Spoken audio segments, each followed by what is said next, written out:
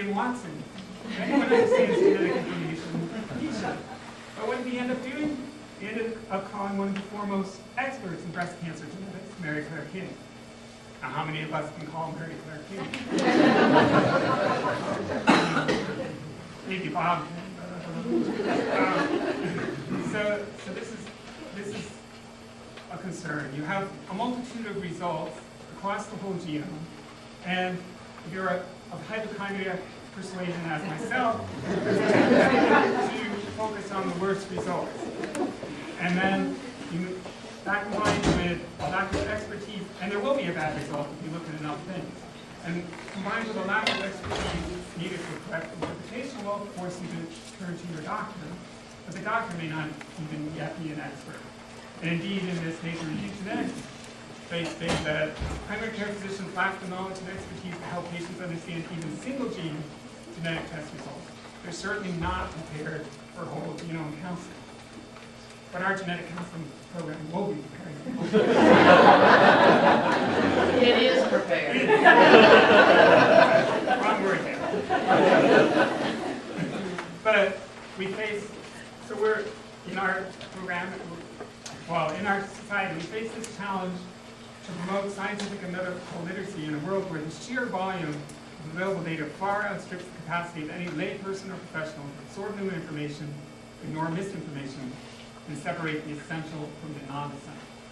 And this is a daunting task if you're presented with a multitude of results. So I want to be clear, I'm not saying that association findings are not valuable. They're definitely valuable and will be of ultimate benefit to our society. These discoveries led to new insight into the etiology of the disease.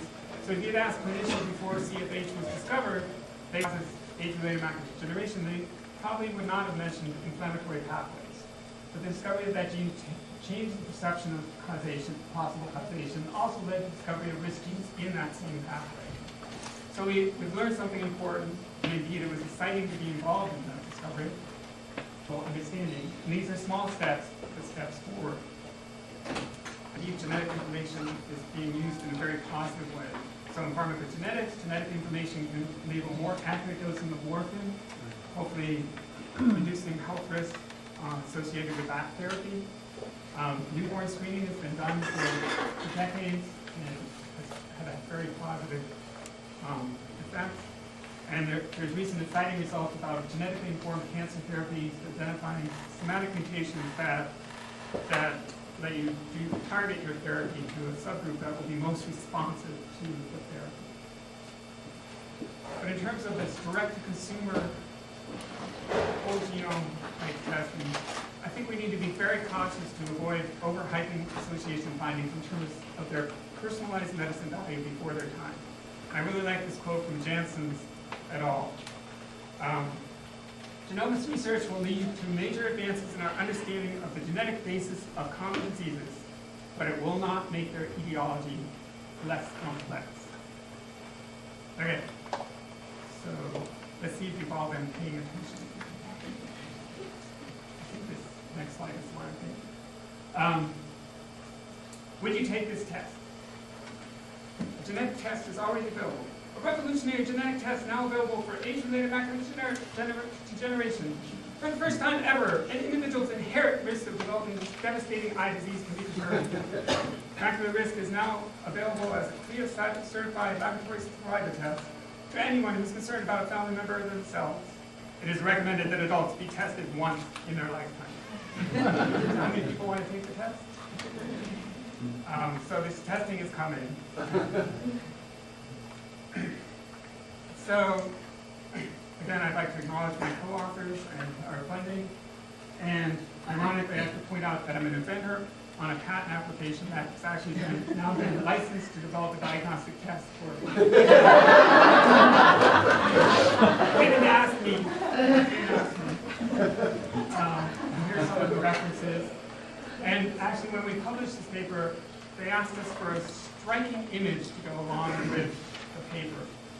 Sometimes they put a little thing on their website. So Mike Warren had a great idea, which we implemented as follows.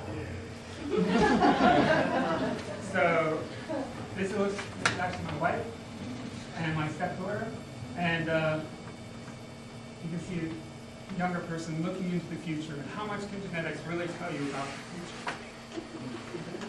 Thank you.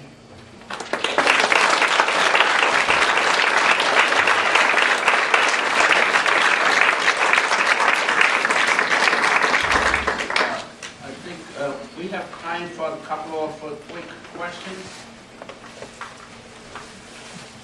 I'd like to make a comment. It's excellent review of personalized medicine. And can just give you, I'm Betsy Good from the Genetic Counseling Program. And the one thing that Francis Collins may have to do is he is obsessed with sugar cubes. When he found out that Dixie Sugar was no longer making the cubes of sugar, he stockpiled about 10,000 of them in his cabinet. So if he's at risk for diabetes, he's in major trouble. But I think that the public has such problems with numeracy in general that personalized medicine is going to just be a total conundrum. And I didn't know if you had any comments about that. Yeah, I agree. Entirely.